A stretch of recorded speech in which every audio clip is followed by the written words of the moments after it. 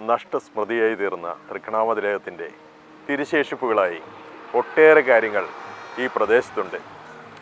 ഇലവഞ്ചിക്കുളവും തൃപ്പക്കുളവും ചമ്പോലിക്കുളവും താറാഞ്ചേരിക്കുളവും പൂവത്തുംകടവുമൊക്കെ അതിൽപ്പെടുന്നു.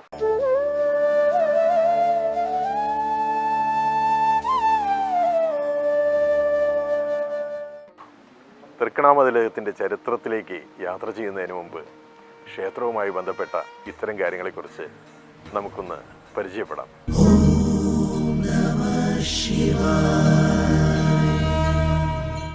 തൃക്കണാമതിലകം ക്ഷേത്രവുമായി ചേർന്ന് കിടക്കുന്ന എലവഞ്ചിക്കുളത്തെക്കുറിച്ച്, അതിൻ്റെ പ്രത്യേകതകളെക്കുറിച്ച്, ചരിത്ര പ്രാധാന്യത്തെക്കുറിച്ച് നമ്മളോട് ഇന്ന് സംസാരിക്കുന്നത് ശ്രീ കുട്ടൻ മാസ്റ്ററാണ്.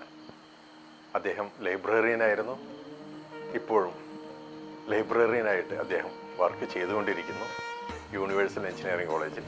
അപ്പോൾ എലവഞ്ചിക്കുളത്തിൻ്റെ പ്രത്യേകതകളെക്കുറിച്ചും അതിൻ്റെ ചരിത്ര ഐതിഹ്യ പ്രാധാന്യത്തെക്കുറിച്ചും മാസ്റ്റർ നമ്മളോട് സംസാരിക്കുന്നത് ശ്രവിക്കാം.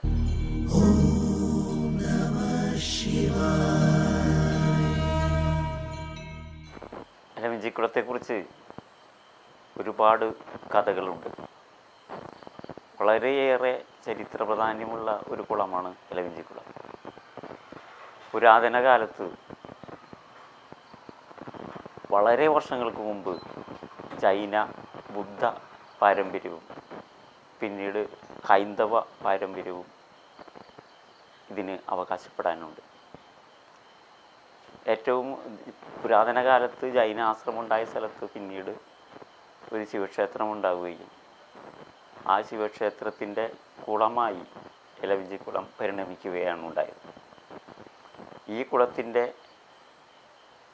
തെക്ക് പടിഞ്ഞാറ് ഭാഗത്തായിരുന്നു ശിവക്ഷേത്രം സ്ഥിതി ചെയ്തിരുന്നതെന്ന് വിശ്വസിക്കപ്പെടുന്നു. ഇപ്പോൾ അതിനെപ്പറ്റിയുള്ള ചരിത്രാവശിഷ്ടങ്ങൾ അധികം ഒന്നും കാണാനില്ലെങ്കിലും കുളം ഇപ്പോഴും അവശേഷിക്കുന്നുണ്ട്. ഒരുപാട് മിത്തുകൾ ഈ കുളത്തെക്കുറിച്ച് പ്രചരിക്കുന്നുണ്ട്. അതിൽ കുളത്തിൻ്റെ പ്രത്യേകതയാണ് ഒന്നും ഭൂമിശാസ്ത്രപരമായിട്ട്.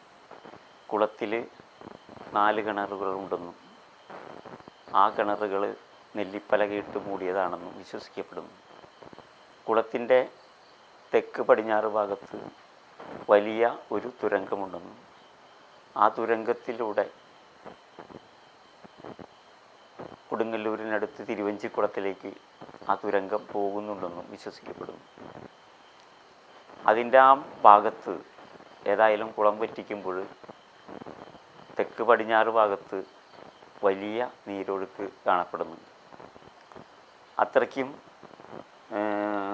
അതിൻ്റെ തെളിവുകളായിട്ട് കുളത്തിൻ്റെ തെളിവുകളായി തുരങ്കത്തിൻ്റെ പാറ്റേണൊന്നും അവശേഷിക്കുന്നില്ലെങ്കിലും ആ ഭാഗത്ത് വെട്ടുകല്ലിട്ട് കെട്ടിയതായിട്ട് കാണപ്പെടുന്നുണ്ട്. ഇപ്പോൾ മതിലകത്ത് നിന്ന് കൊച്ചിയിലേക്ക് കൊണ്ടുപോയ ശിവലിംഗം മട്ടാഞ്ചേരിയിലെ ഗൗഡ സാരസ്വത ബ്രാഹ്മണന്മാരുടെ കീഴിലുള്ള തിരുമല വെങ്കിടേശ്വര ക്ഷേത്രത്തിലാണ് പ്രതിഷ്ഠിച്ചിരിക്കുന്നത്. ചുറ്റുമതിലിന് പുറത്താണ്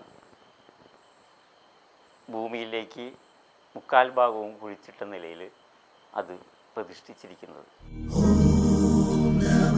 Shiva.